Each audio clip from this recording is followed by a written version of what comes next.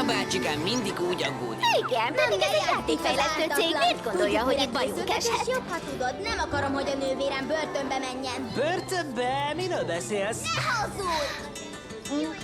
Lesz az idő, mögötted!